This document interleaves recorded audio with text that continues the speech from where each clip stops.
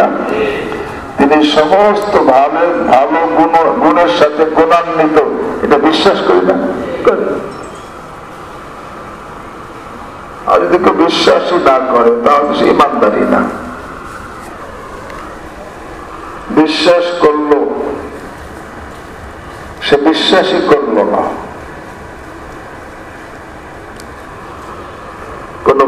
কোন যে কুফরি কাজ করে সে কি আল্লাহকে বিশ্বাস করে? যে শিরকি কাজ করে সে আল্লাহকে বিশ্বাস করে? হ্যাঁ, যারা বিশ্বাস করে, তোমরা আল্লাহকে চিনছো কিন্তু আল্লাহকে মানো না। যেহেতু মানো না, এই জন্য আমি যদি কোন চেয়ারম্যান, মেম্বার বা ডিসিএসপি, সে জায়গা কোনটা মানি না, এখন তার কাছে যদি কোনো আবেদন করি সে কি শুনবে? শুনবে না। আমি আপনি আল্লাহর কাছে দোয়া করি কিন্তু আল্লাহকে মানি না। লিআন্নাকুম আরাফতুমুল্লাহ ফালাম তুতিউ, যে তোমরা আল্লাহকে চিনছো কিন্তু আল্লাহকে মানো না। যদি কেউ আল্লাহকে মানে পরিপূর্ণভাবে, সে আল্লাহকে ভয়ও করলো, আল্লাহ নিজে তার বলা ছাড়াই তাকে বিপদ থেকে বের করে দিবেন। আর বললে সেইটা আল্লাহ শুনবে। কেমন যে আমার বান্দা আমাকে মানে, এই জন্য সে যেটা বলে বা বলতে চায় সেটা আল্লাহ শোনেন। আল্লাহ রাসূল সাল্লাল্লাহু আলাইহি ওয়াসাল্লাম এই জন্য বলছেন, ইন্না মিন ইবাদিল্লাহ, আল্লাহর কিছু বান্দা আছে আল্লাহর কথা এমন শোনে যে লাউ আকসামা আলাল্লাহ লা আবাররা, আল্লাহর কাছে কোন কথা যদি কসম খাইয়া বইলে ফেলে আল্লাহর কাছে, আল্লাহ তার কসমকে পুরা করে দেন, ওই কথা সাথে সাথে বাস্তবায়ন করে দেন। আমার প্রিয় মুর্শিদ আরেফ বিল্লাহ শাহ হাকিম মোহাম্মদ আখতার নওয়ারাল্লাহু মারকাদাহ শুনেছেন, হযরতের মুখে এই ঘটনাটা শুনছি। নদীর উপর একটা ব্রিজ, পানি থেকে অনেক উঁচু, প্রায় ৮০ হাত উঁচু ব্রিজটা। আর নদী খুব গভীর আর স্রোতওয়ালা, ওখানে দিকে পড়ে সে আর বাঁচবে না।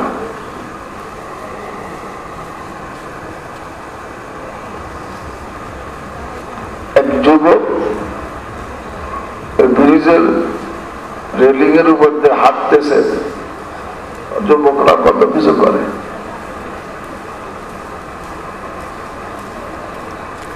হাঁটতে হাঁটতে হঠাৎ পড়ে গেছে। মানে ব্রিজ থেকে নিচে পড়ছে, নদীর দিকে যাচ্ছে।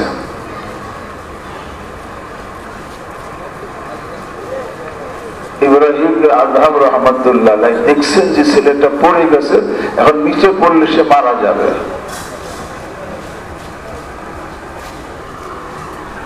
এই সময় ইব্রাহিম আদহাম রহমতুল্লাহ শুধু বলছেন আল্লাহ।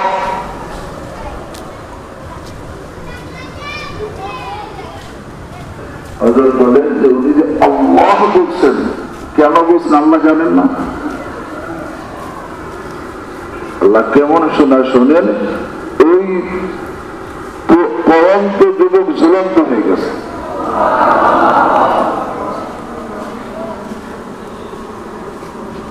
আর যে আল্লাহকে মানে আল্লাহ তার শোনে। আমি আপনি মানি না, এই জন্য দোয়া করে তিনি শোনেন না।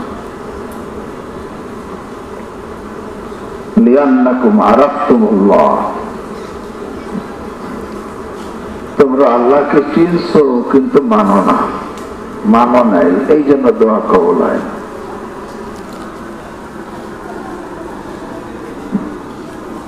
ইব্রাহিম আযম রাহিমাহুল্লাহ আরো কারণ বলছেন, কথাগুলো একই বিভিন্ন ভাবে বলছেন।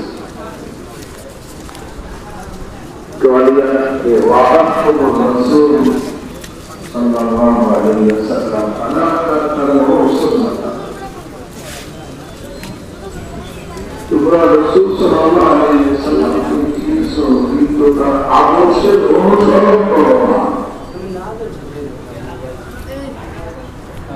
আল্লাহ রাসূল সাল্লাল্লাহু আলাইহি ওয়াসাল্লাম আল্লাহর হাবিব,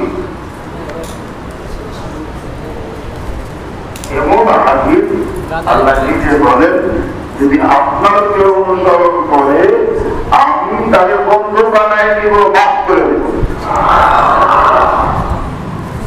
إن كنتم تحبون الله فاتبعوني يحببكم الله।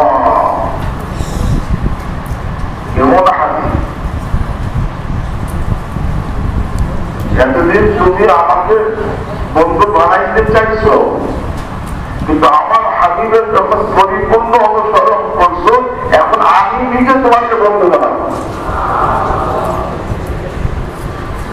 বলে আগে যে অন্যায় করে চলছো, যখন বন্ধু ওকে বানায় তার দোষ ত্রুটি ধরে না, সব ক্ষমা করে দেয়, আমি সব গুনাহ ক্ষমা করে দিই। তোমাদের দোয়া কবুল হয় না কেন? লিআন্নাকুম আরাফতুম রাসূল সাল্লাল্লাহু আলাইহি ওয়াসাল্লাম ওয়া লাম তাত্তাবিউ সুন্নাতাহু। তোমরা রাসূল সাল্লাল্লাহু আলাইহি ওয়াসাল্লামকে চেনো, তাকে মুহাম্মদের দাবি করো, তার উপরে দুরূদ পড়ো, কিন্তু তার সুন্নাত, তার আদর্শের অনুসরণ করো না। কারণ যখন আল্লাহ হাবিবের আদর্শের অনুসরণ, আল্লাহ তো তাকে দুনিয়াতে মডেল হিসেবে বানাইছে। একটা মডেলই আল্লাহর কাছে মাহবুব আর পছন্দনীয়, সে হলো মুহাম্মদুর রাসূলুল্লাহ সাল্লাল্লাহু আলাইহি ওয়াসাল্লামের মডেল।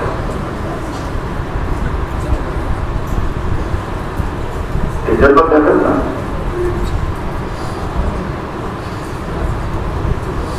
রাসূল করিম সাল্লাল্লাহু তাআলা আলাইহি ওয়াসাল্লাম রাত্রিবেলা আবু বকর রাদিয়াল্লাহু তাআলা ঘরের কাছে গেছে, রাতে আবু বকর কি করে জানার জন্য। যে দেখেন যে আবু বকর রাদিয়াল্লাহু তাআলা দাঁড়াইয়া নামাজ পড়তেছেন আর তেলাওয়াত করতেছেন আস্তে আস্তে।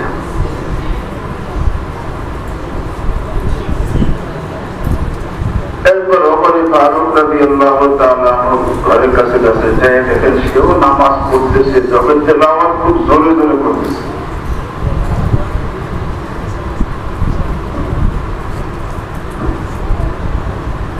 কারণ রাসূল করিম সাল্লাল্লাহু আলাইহি ওয়াসাল্লাম তো দুনিয়াতে চলে যাবেন, তিনি সাহাবাদেরকে মডেল বানায় যাবেন।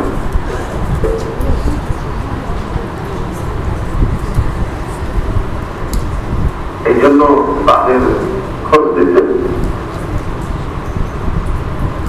দিনের বেলা দশজনই আসছেন রাসূল করিম সাল্লাল্লাহু আলাইহি ওয়াসাল্লামের দরবারে।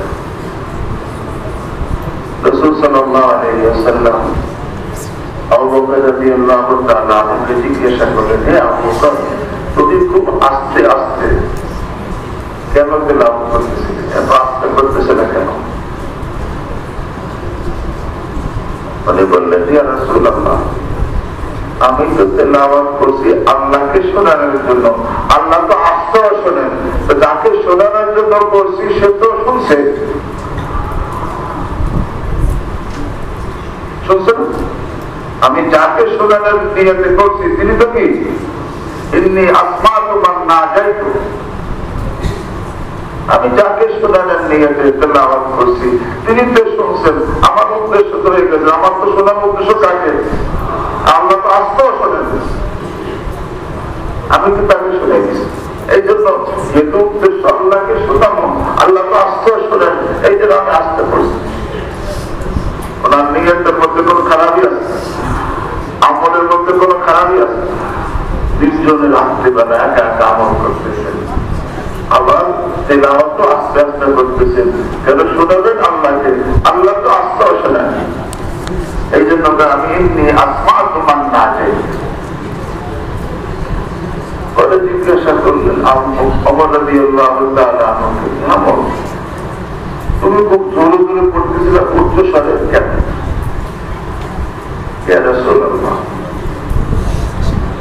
আমি জোরে জোরে পড়তেছিলাম এই নিয়তে যে আমি নামাজ পড়তেছি যাতে আমার অন্য ভাইয়েরাও জাগ্রত হয়ে তারা নামাজে লেগে যায়, এবং এই উচ্চ স্বরের তেলাওয়াত শুনে যাতে শয়তান ভেঙে যায়।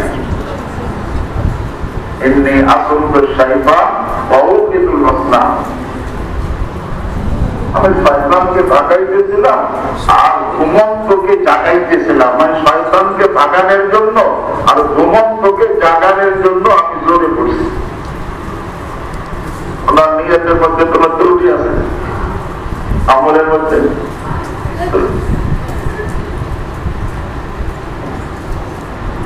রাসূল করিম সাল্লাল্লাহু আলাইহি ওয়াসাল্লাম যখন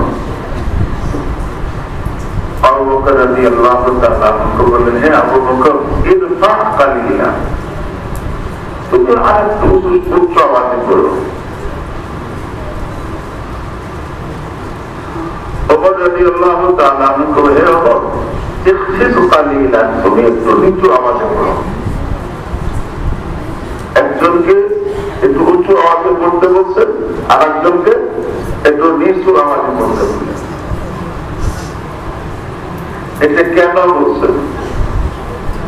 সাধারণত যারা ব্যাখ্যাকারী হাদিসের আল্লাহ বলেন, রাসূল করিম সাল্লাল্লাহু আলাইহি ওয়াসাল্লাম দুজনকে মধ্যম পন্থা শিক্ষা দিয়েছেন, যে একেবারে নিচে এটাও মধ্যম না, একেবারে উচ্চ স্বরে এটাও মধ্যম না, এই দুটো মাঝামাঝি, এইটা ভালো। এই জন্য মধ্যম পন্থা শিক্ষা দিয়েছে। কিন্তু যারা মুহাক্কিকিন আল্লাহওয়ালা, ওনারা বলে যে না, মধ্যম পন্থা শিক্ষা দেন, বরং কি শিখিয়ে দিয়েছে? হে আবু বকর, তুমি ভালো আমল করতেছিলাম ভালো নিয়েছে, কিন্তু এই যে তোমার নিজের তরিকা, নিজের বুঝ, আর হে ওমর, তুমিও নেক আমল করতেছিলাম ভালো নিয়েছে, তো এই যে তরিকাটা তোমার নিজের কি বুঝ। আল্লাহ তো আমাকে মডেল বানাইছে। এখন আমি যখন বললাম যে একটু উঁচু আওয়াজে পড়ো, তখন তোমার তরিকা হইল না, আমার তরিকা হয়ে গেল। ওমর রাদিয়াল্লাহু তাআলা আনহুকে যখন তুমি একটু নিচু আওয়াজে পড়ো, তখন তোমার তরিকা হইল না, বরং আমার তরিকা হয়ে গেল। আর আমার তরিকায় যে আমল হবে সেটা আল্লাহর দরবারে কবুল হবে, আল্লাহ তাকে বন্ধু বানাবেন, তাকে মাফ করবেন।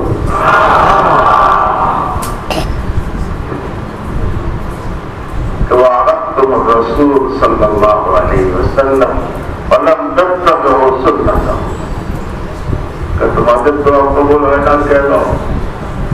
তোমরা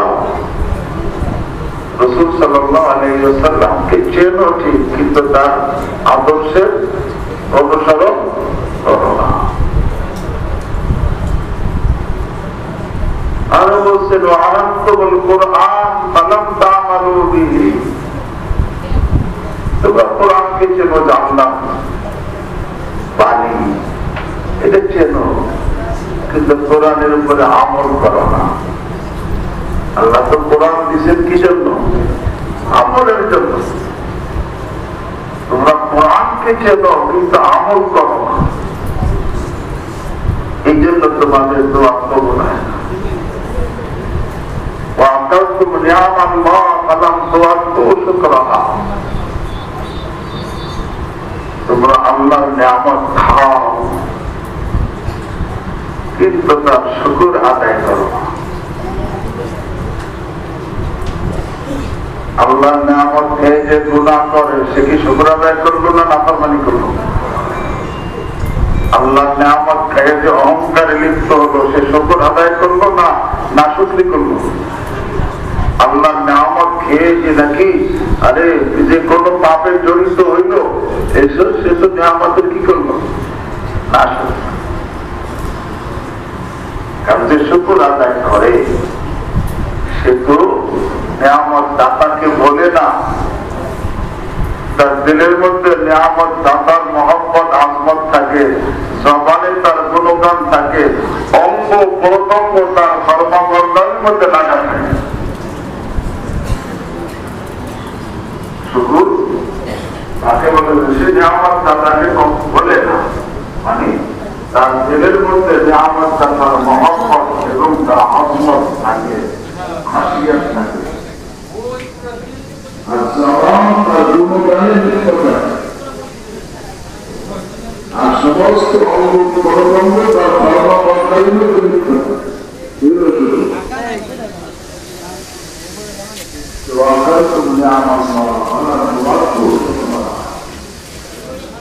তোমাদের কেন আল্লাহ নিয়ামত তুমি তার শুকর আদায় করো।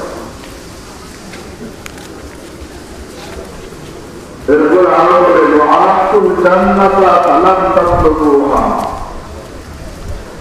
জান্নাতের এত নিয়ামতের কথা তোমরা শুনছো, জান্নাতকে চেনো, কিন্তু জান্নাত কেহ চাও না, তালাশ করো না। যে জান্নাত চায় সে কি গুনার রাস্তায় যায় না গুনাহ থেকে বেঁচে থাকে? আল্লাহর কোন আদেশ সে ছাড়ে না আদেশ পালন করে? আর গুনাহের কাজ সে করে না বর্জন করে? কেউ আরাফতে বল জান্নাত, তোমরা জান্নাতকে চেনছ কিন্তু অলাম তাতলুবুহা, জান্নাতকে তোমরা তালাশ করো না, চাও না, চাওয়ার মতো চাও না। আল্লাহ কই যখন জান্নাত জানার পরে চায় না তোর দোয়া শুনে গেলাম।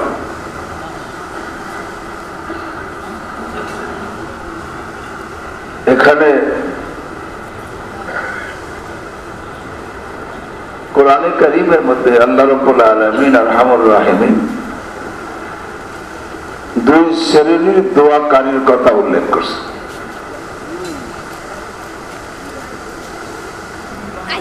এক শ্রেণী যেখানে যায় শুধু দুনিয়ার জন্য দোয়া করে,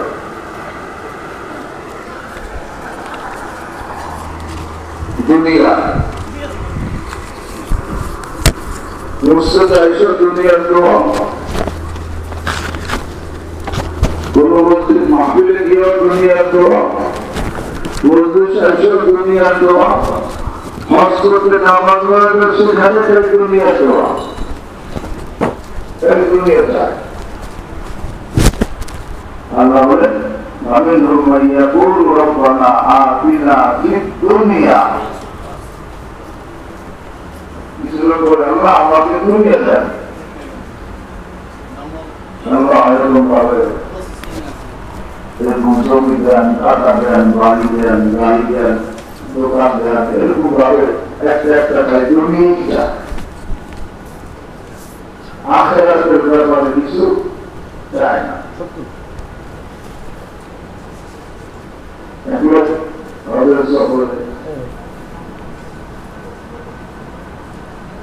আমার কাছে বলতেছে আমি আমার কাছে দোয়া করছি, বলে কি দোয়া? আল্লাহ তোমার ভান্ডার কোনো কিছু কম নাই, আমাকে 2000 কোটি টাকার মালিক বানায় দাও। আজকে গিয়ে দোয়া করছে কি 2000 কোটি টাকা তোমার ভান্ডারে তো কোনো কম নাই, 2000 কোটি টাকার মালিক বানায় দাও। তো কিছু লোক শুধু যেখানে যায় শুধু কিসের দোয়া করে? দুনিয়ার দোয়া করে। আল্লাহ তাদের কথা ফামিনহুম মাইয়াকুল রব্বানা আতিনা ফিদ দুনিয়া, আল্লাহ দুনিয়ার মধ্যে আমাদেরকে সবকিছু দেয়। আল্লাহ বলেন ওমা লাহুম ফিল আখিরাতি মিন খালাক, এরা আখিরাতে এদের কোনো অংশ নেই। এরা তো আখিরাতে একবারও চায় নাই, খালি দুনিয়া, যেখানে যায় খালি দুনিয়ার জন্য দোয়া।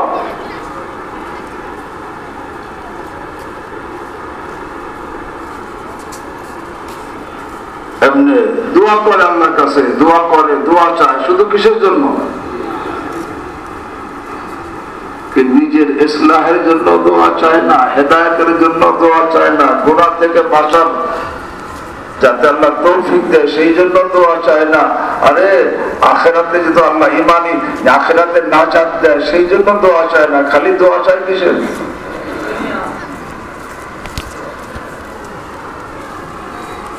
আমার কাছে কত লোক দোয়া চায়,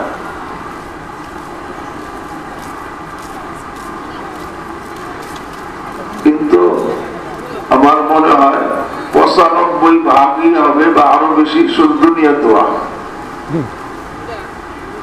হয়তো 5 জন হইতে পারে তারা আখিরাতের জন্য দোয়া চায়।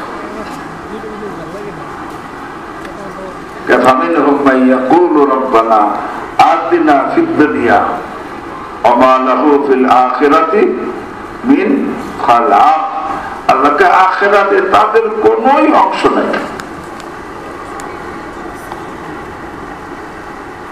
হ্যাঁ, কিছু লোক আছে তারা দুনিয়াও চায়, আখিরাতেও চায়, আখিরাতও চায়, জাহান্নাম থেকে নাজাতও চায়। ومنهم من يقول ربنا آتنا في الدنيا حسنة وفي الآخرة حسنة وقنا عذاب النار। কি দোয়া করে? আয় আল্লাহ,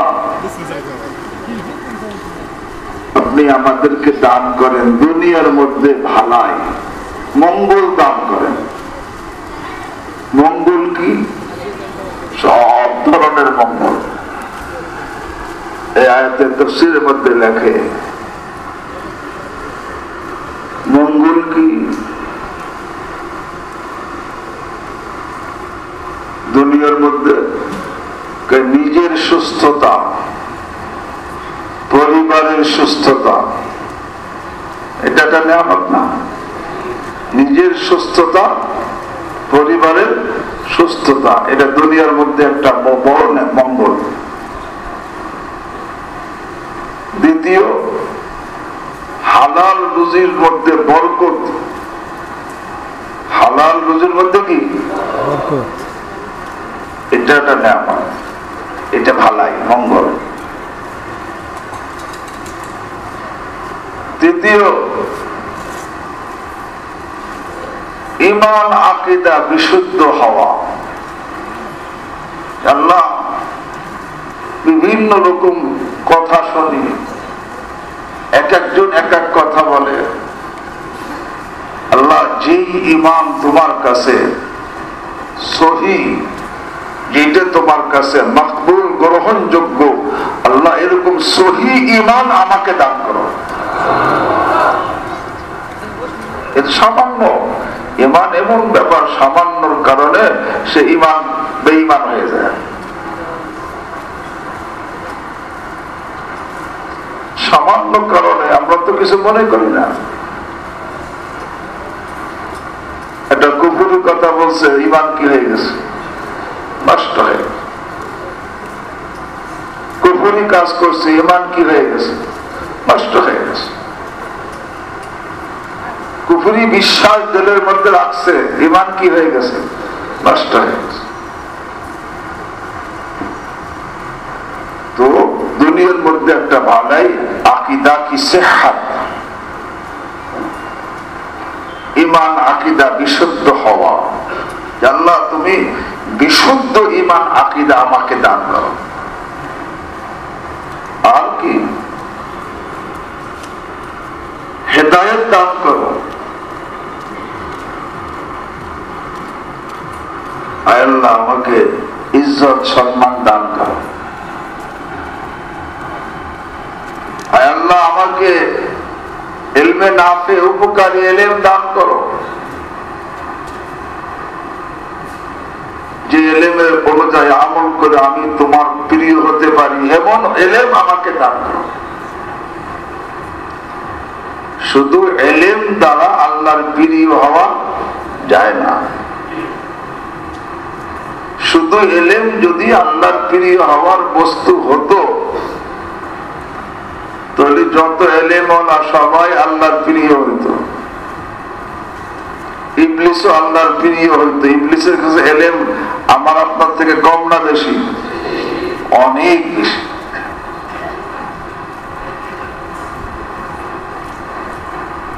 অনেক বেশি। এই জন্য শুধু ইলম থাকলেই সে আল্লাহর কাছে প্রিয় হয় না। শুধু ইলম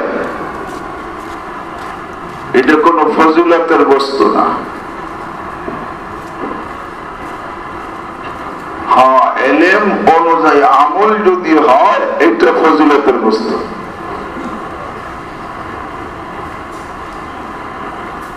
এই জন্য কিতাবে লিখছে হযরত ফকিহ আবুল্লাহ তাবারকান্দি রাহমাতুল্লাহ আলাইহি, যদি দেখো যে একজনের ইলম আছে অনেক কিন্তু আমল নাই, আমলের তৌফিক হয় না,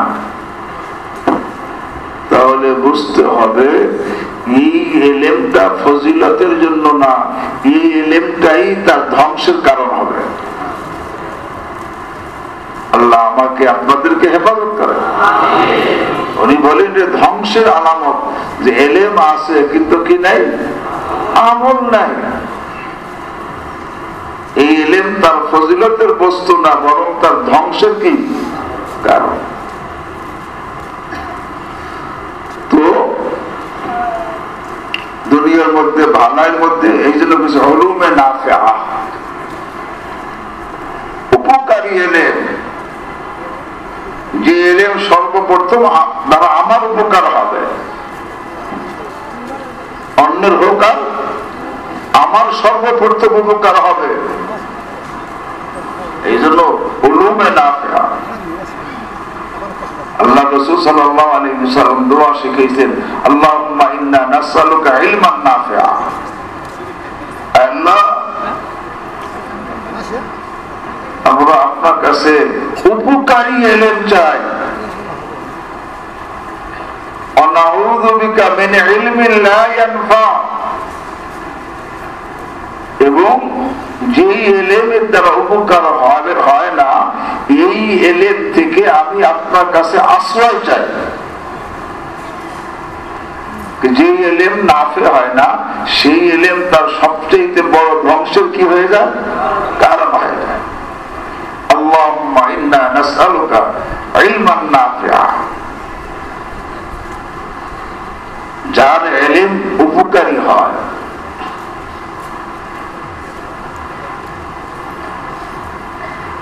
এক নম্বর, তার ইলম যত বেশি হয় তত বেশি তার মধ্যে তাওয়াজুর শীতলতা, বিনয়ী হওয়ার শীতলতা, অর্থাৎ যে তার মধ্যে তত বেশি তাওয়াজু পয়দা হয়।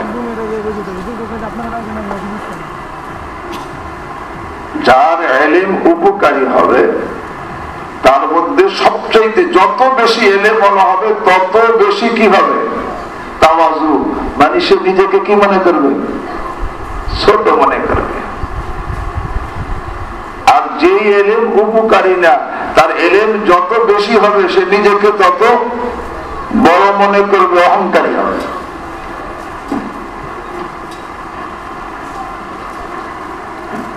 এই জন্য ইলমকে ঝর্ণার পানির সঙ্গে তুলনা করা হয়েছে।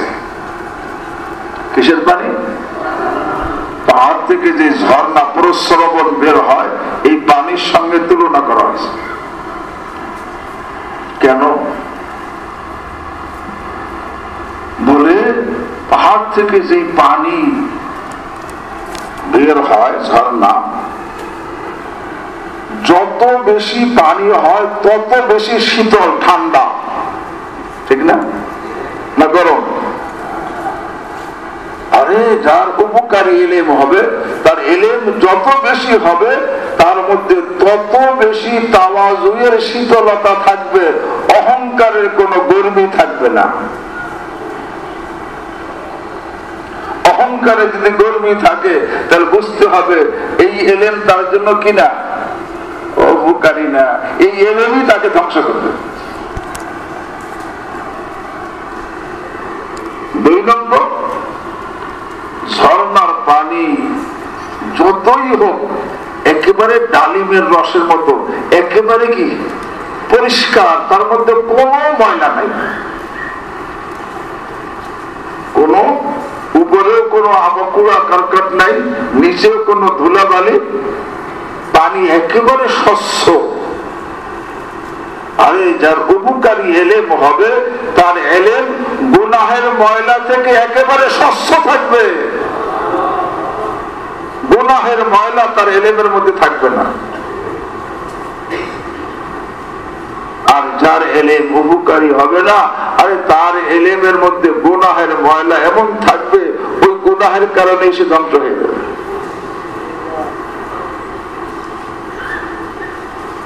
আর যার ঝর্ণার পানি শুধু পরিষ্কার না, এই ঝর্ণার পানি এমন সে যেখান দিয়ে প্রবাহিত হয়ে যাবে ওই এলাকা সব মুর্দা জমিন জিন্দা হয়ে যায়। আরে যার এলেম উপকারী হবে, আরে তার এলেম দ্বারা তার যেরকম মুর্দাদের জিন্দা হয়েছে এরকম মানুষেরও মুর্দাদের জিন্দা হয়ে যাবে।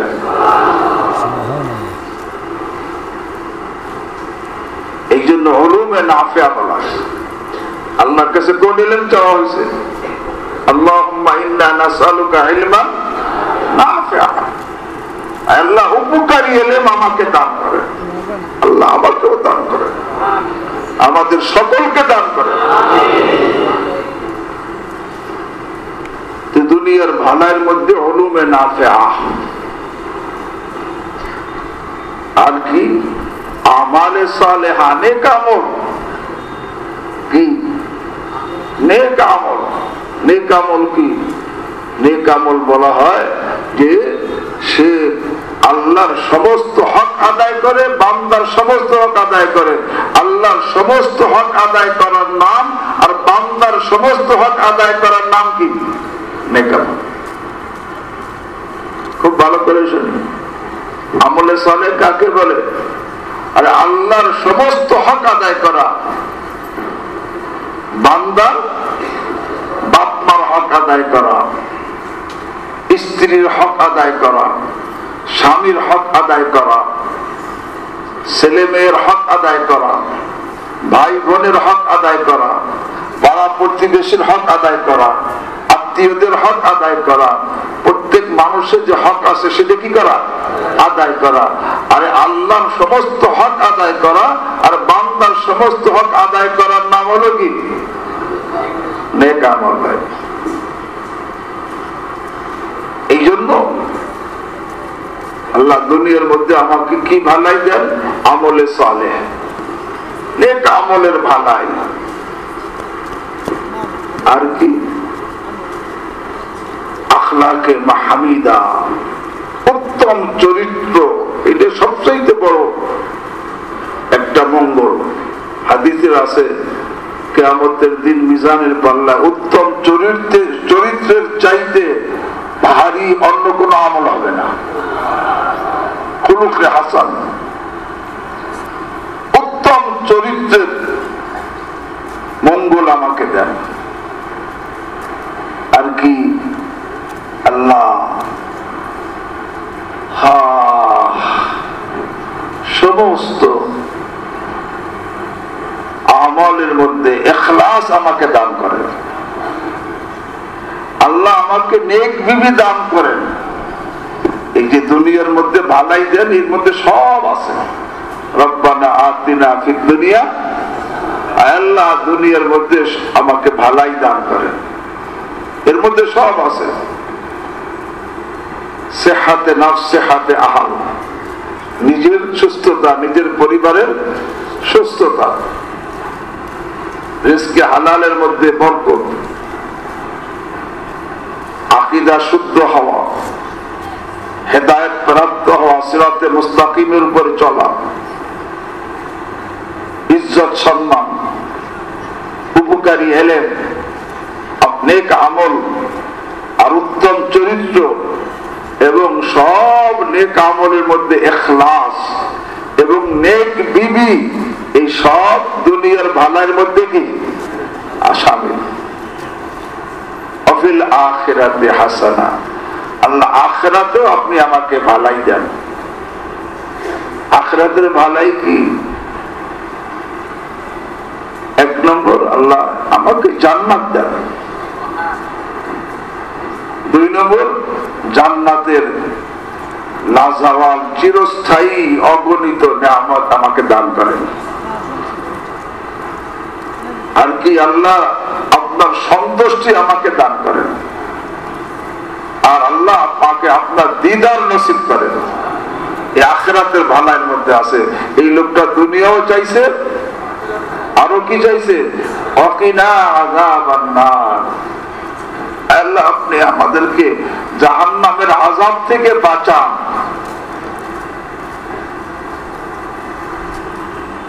জাহান্নামের আযাব থেকে বাঁচান মানে,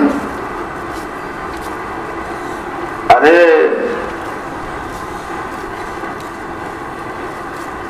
সমস্ত গুনাহ থেকে বাঁচান। আল্লাহ যাকে গুনাহ থেকে বাঁচাইলেন তাকে জাহান্নামের আযাব থেকে বাঁচাইলেন। আর যে গুনাহের মধ্যে ডুবে রইল সে জাহান্নামের আযাব থেকে বাঁচলো না। এখন জাহান্নাম দেখতেছে না, চোখ বুঝলেই কবরে জাহান্নাম দেখবে। এই লোকটা দোয়ার মধ্যে দুনিয়াও চাইছে, রব্বানা আতিনা ফিদ দুনিয়া হাসানা ওয়া ফিল আখিরাতি হাসানা ওয়া কিনা আযাবান নার।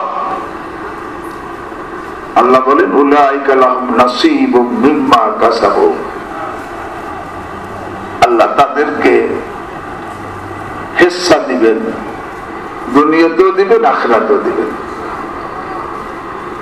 কিন্তু যারা দুনিয়া চাইবে, ওয়ারাতুমুল জান্নাহ ফালাম তাতলুবুহা, তো তোমরা জান্নাত চেনো কি জান্নাত চাও না?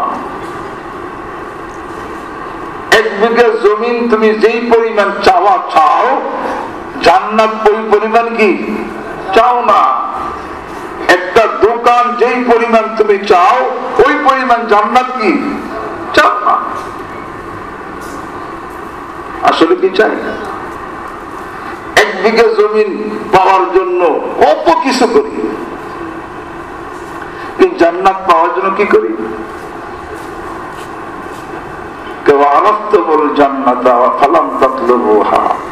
তোমরা তো দোয়া কবুল হয় না কেন? আরে জান্নাত চেনো কিন্তু জান্নাতকে চাও না, জান্নাত তালাশ করো না। আর কি?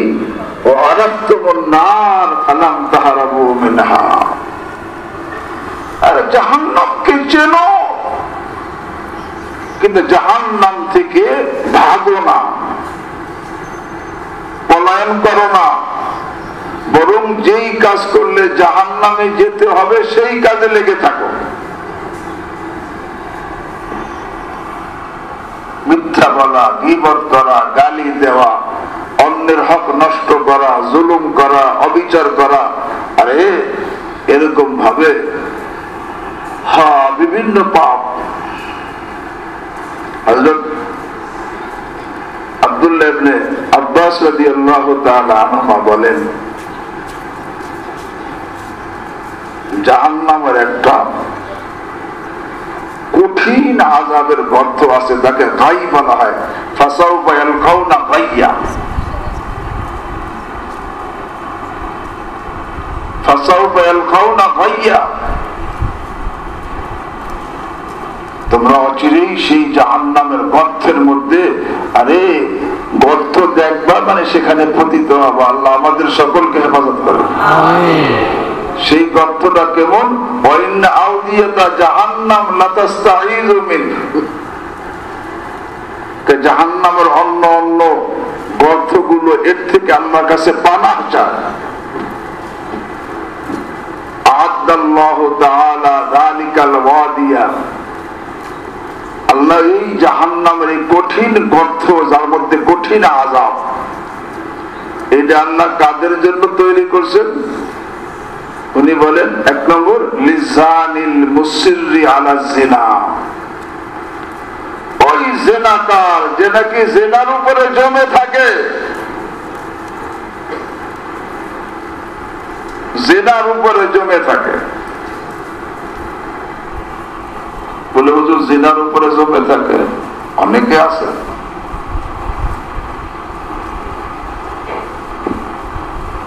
যে লোকটা তার বিবিকে তালাক দিয়ে দিছে, কোরআনের বিধান মতো সে তালাক হয়ে গেছে, এখন কোরআনের বিধান মতো সংশোধন না করে তাকে রেখে দিছে। এখন কি হইতেছে? এটা কি একবার হয় না, সবসময় চলে? আল্লাহ হেফাজত করে। এই যে জাহান্নামের এই কঠিন ওয়াদি, যার থেকে জাহান্নামের অন্য অন্য ওয়াদি আল্লাহর কাছে বানা যায়, এর থেকে এই ওয়াদিকে আল্লাহ কাদের জন্য তৈরি করছেন?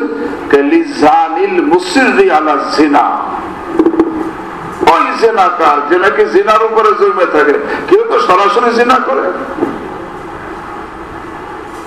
আর কেউ এইভাবে জিনা করে।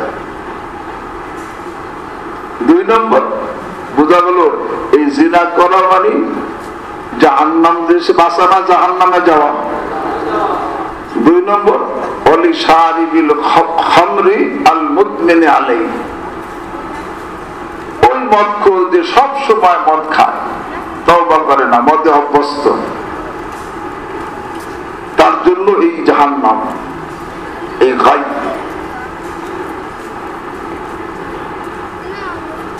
তিন নম্বর ওলি আকিলির রিবা আল্লাযী লা ইয়ানজিউ আনহু, ওই সুদখোর যে সুদ খায়, সুদ থেকে ফিরে আসে না, তার জন্য এই জাহান্নামের এই গর্ত। আর আল্লাহ ওলি আহলিল হুকুক, আরে ওই সন্তান যে মাতা পিতাকে কষ্ট দেয়, অবাধ্য, সে মাতা পিতাকে আর রাজি করে না, এই অবস্থায় দুনিয়া মাতা পিতা কষ্ট নিয়ে দুনিয়াতে চলে গেছে, এদের জন্য এই জাহান্নাম, এই ভয়, যার থেকে জাহান্নামের অন্য অন্য স্তর আল্লাহর কাছে কি চায়? পানাহ চায়। ওলি শাহিদিজ জুর, যারা মিথ্যা সাক্ষী দেয়। মানুষ আমরা দোষে গুণে মানুষ, ঠিক না? গন্ডগোল হতেই পারে। হ্যাঁ, যতটুক হয়েছে অতটুক বলা তো ঠিক আছে, বানাই বললাম যে না সেই করছে, সেই করছে, সেই করছে, এটা কি সত্য সাক্ষী না মিথ্যা সাক্ষী? আছে না এরকম? আরে যারা মিথ্যা সাক্ষী দেয়, এই মিথ্যা সাক্ষীর গুনাহগারদের জন্য এই জাহান্নাম তৈরি করা হয়েছে। ওয়ালি ইমরাতিন আদখালাত আলা যাওজিহা ওয়ালাদান লাইসা মিনহু, ওই মহিলার জন্য এই জাহান্নাম যে নাকি অন্যের সাথে অবৈধ কাজ করে সন্তান জন্মাইয়া স্বামীকে বলে এটা তোমার সন্তান, আসলে স্বামীর সন্তান না। আছে না? আল্লাহ, এই যে গুনাহ করা মানে জাহান্নাম থেকে বাঁচা না জাহান্নামের দিকে যাওয়া?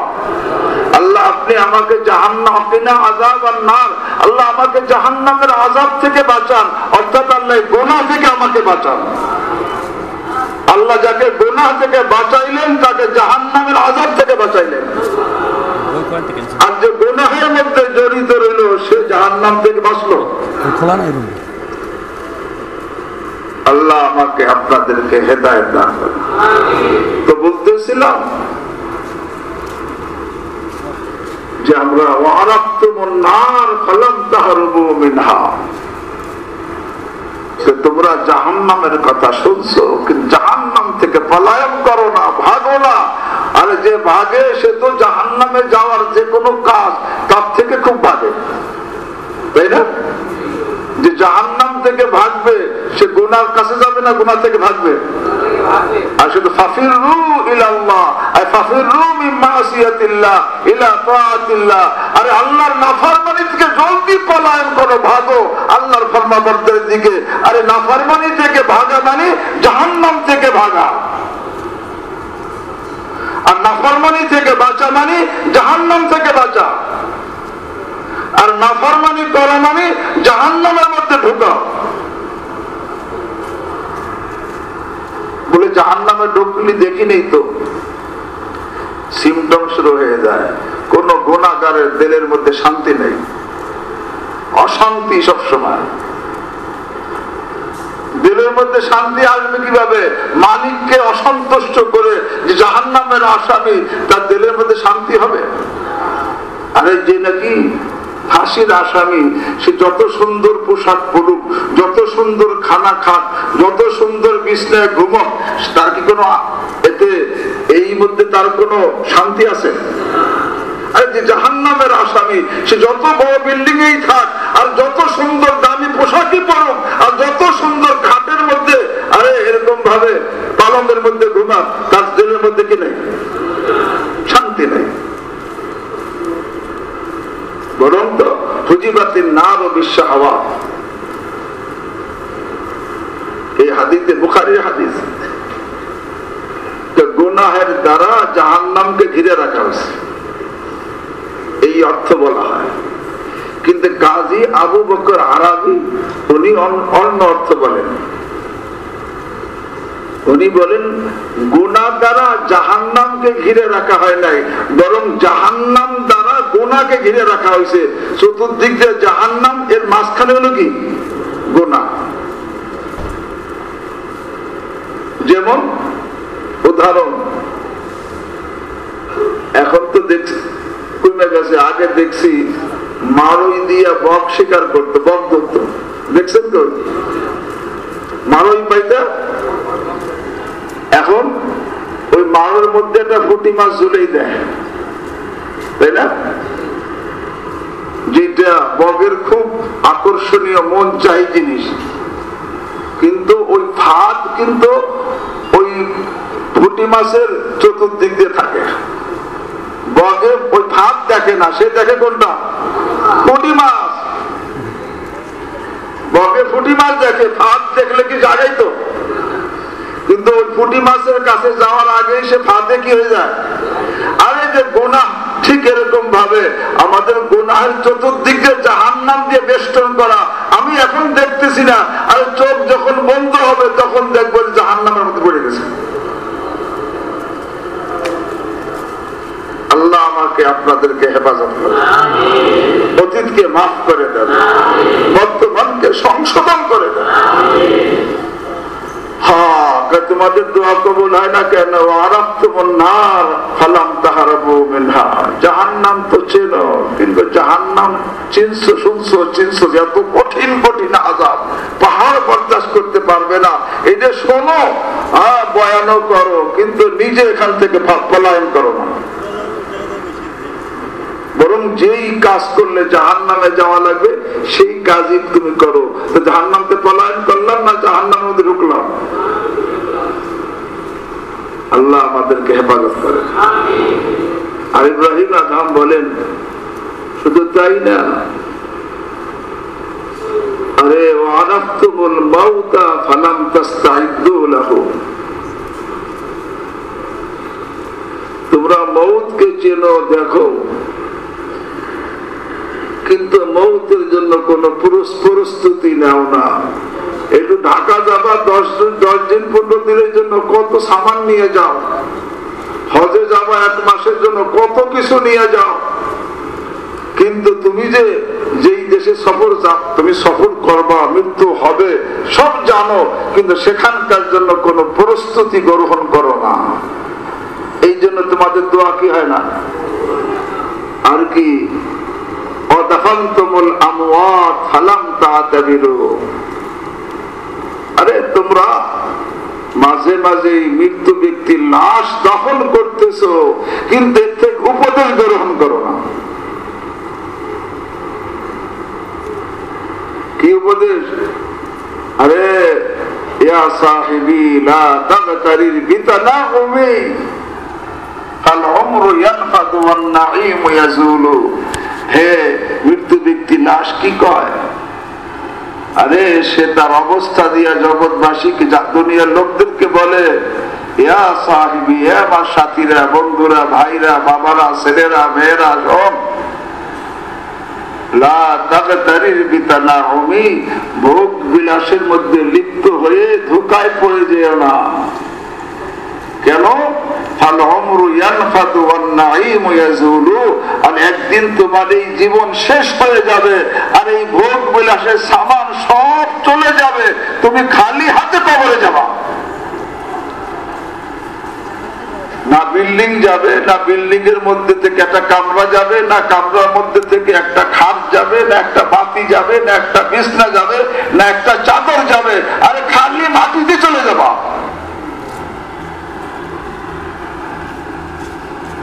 কলিলুন উমরুনা ফি দারি দুনিয়া ওয়া মারজাউনা ইলা বাইতিত তুরাবি।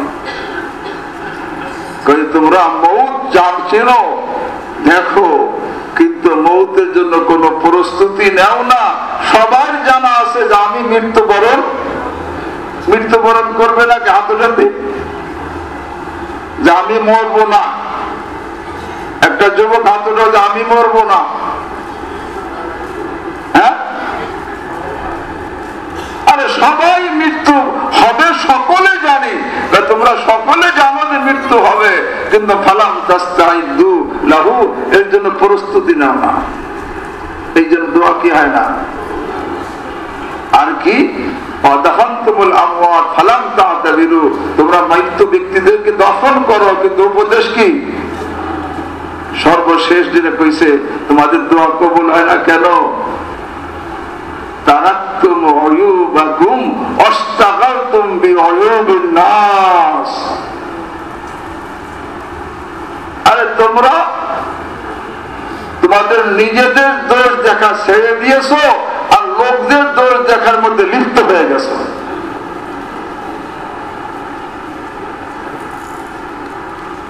তারাকতুম উয়ুবাকুম ওয়াস্তাগালতুম বিউয়ুবিন নাস, নিজেদের দোষকে ছায়া দিয়েছো, নিজেদের দোষ দেখা সংশোধনের, অথচ যে ইসলাহ চায়, সংশোধন চায়, সে কার দোষ দেখে? কারণ আমি সংশোধন চাই কার? আমার। তা দোষ দেখতে হবে কার? হযরত রাসূল খুদা সাল্লাল্লাহু আলাইহি ওয়াসাল্লাম তো আবু যর গিফারীকে বললেন, লিয়াহজুজকা আনিন নাস মা তা'লামু বিহি মিন নাফসিক। হে আবু যর, তোমাকে যেন লোকদের দোষ দেখা থেকে বিরত রাখে, নিজের দোষ দেখার লিপ্ততা, নিজের ত্রুটি দেখার লিপ্ততা যেন তোমাকে অন্যের লোকদের দোষ দেখাটা কি রাখে? বিরত রাখে। তো ভাই, এগুলো আমাদের মধ্যে আছে না নাই? এই কথা হযরত ইব্রাহিম আদম বললেন, তোমাদের দোয়া কবুল হয় এই সমস্ত কারণে।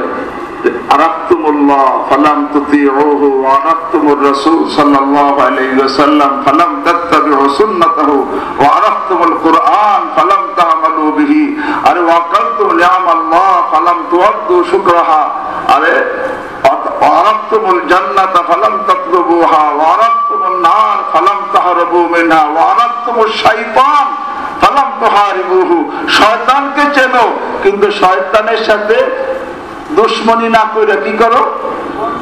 বন্ধুত্ব করো।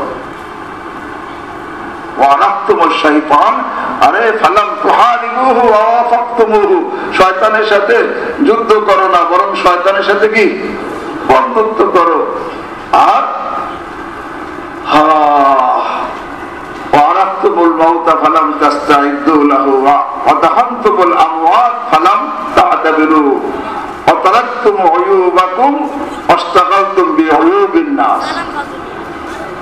তো বলতেছিলাম আমরা আল্লাহকে চিনি, আল্লাহকে কি আল্লাহ বলেন ওমাই ইয়াত্তাকিল্লাহ ইয়াজআল লাহু মাখরাজা, যে আল্লাহকে ভয় করে তার আদেশগুলো পালন করবে, নিষেধগুলো বর্জন করবে, আল্লাহ তার জন্য বিপদ থেকে বের হওয়ার রাস্তা করে দিবেন।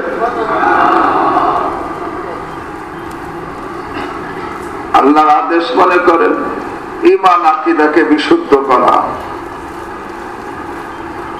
2 নম্বর ইবাদতকে সঠিকভাবে সময় মতো নিয়মিত কি করা আদায় করা, 3 নম্বর মুআমালাত, বিবাহ শাদী, মালি লেনদেন উপার্জন, এরকম ভাবে ঝগড়া বিবাদ, এরকম ভাবে মিরাসি সম্পদ, এরকম ভাবে আরে আমানত, এগুলো সব মুআমালাত, এগুলো শরীয়তের বিধান মতে করা।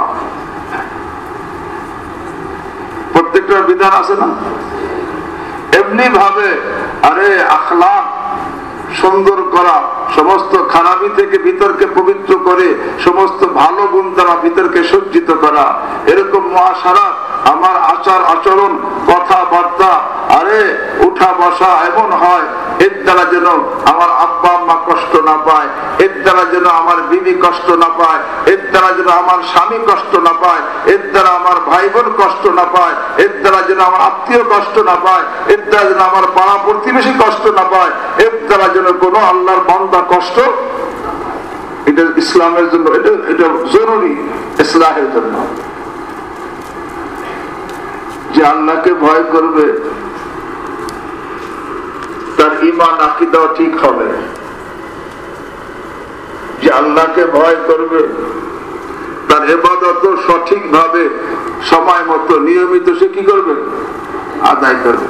যে আল্লাহকে ভয় করবে আরে তার মুআমালাত, তার বিবাহ শাদী, তার মালি লেনদেন, তার যত ঝগড়া বিবাদ এবং তার কাছে যত আমানত রাখা হবে এবং তার মিরাসি সম্পদ, এই সবগুলো আল্লাহর বিধান মতে ঠিক হবে।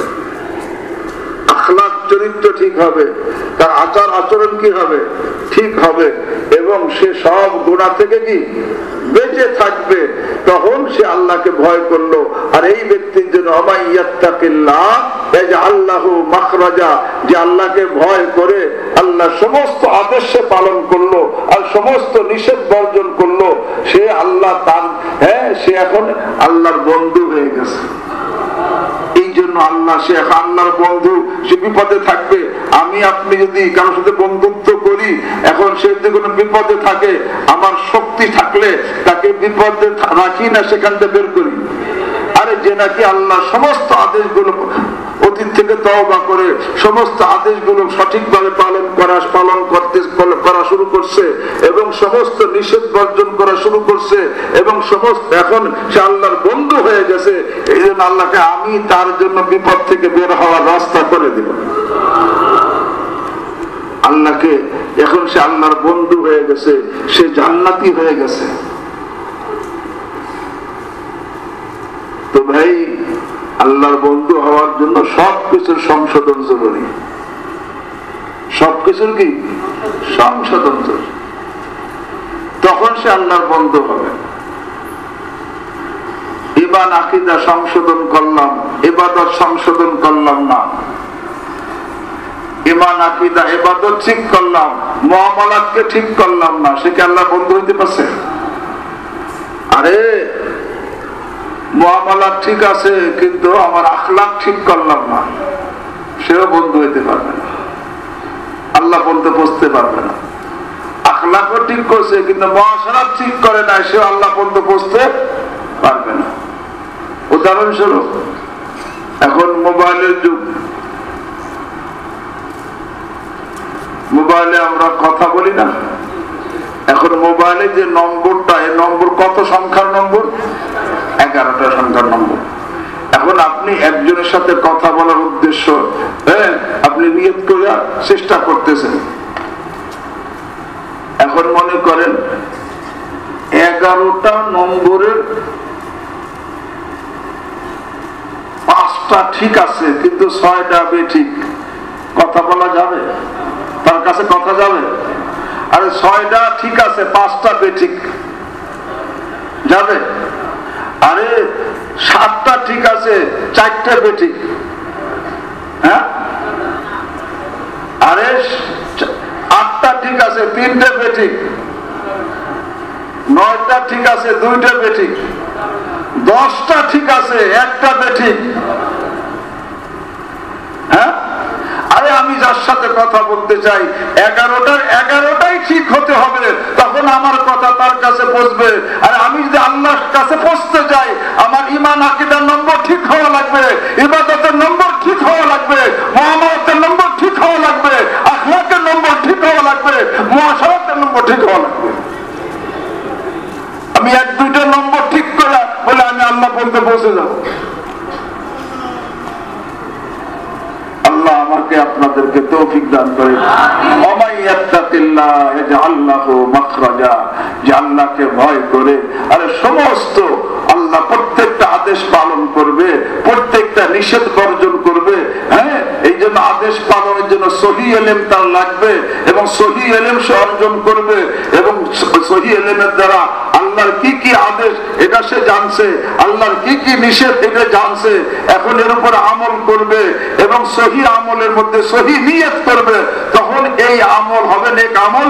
এই আমল আল্লাহর কাছে বলবে ইলাইহি ইয়াসাদুল আমালুস সালিহ, ইলাইহি ইয়াসাদুল কালিমুত তাইয়্যিব ওয়াল আমালুস সালিহ।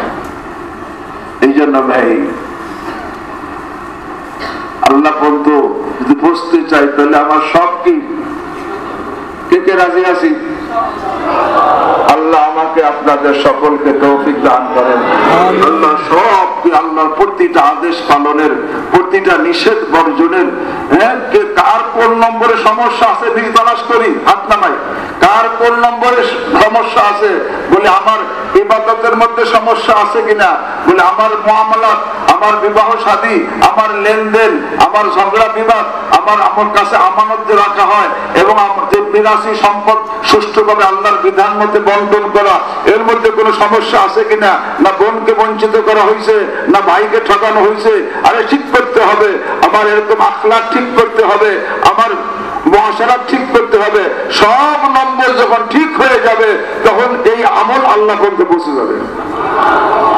আর কোনো এক নম্বর মেলে নাই। এখন তো আমরা এখানে তো বুঝি 11টাই ঠিক না হলে যাবে না, কিন্তু আমলে বলা পুরো ঠিক না করে আমার আল্লাহর কাছে সব চলে যাবে, কেমনে বুঝি? আল্লাহ আমাদের সকলকে তৌফিক দান। আল্লাহ যখন আল্লাহ মেহেরবানি করে এখানে আনছেন, আল্লাহ যেন আমাদের সকলকে সব নম্বরগুলো ঠিক করার তৌফিক দান করেন। আল্লাহর প্রতিটা আদেশ পালনের তৌফিক দান করেন, প্রতিটা নিষেধ বর্জনের তৌফিক দান করেন। সুবহানাল্লাহি ওয়া বিহামদিহি, সুবহানাকাল্লাহুম্মা ওয়া বিহামদিক, আশহাদু আল্লা ইলাহা ইল্লা আনতা, আস্তাগফিরুকা ওয়া আতুবু ইলাইক।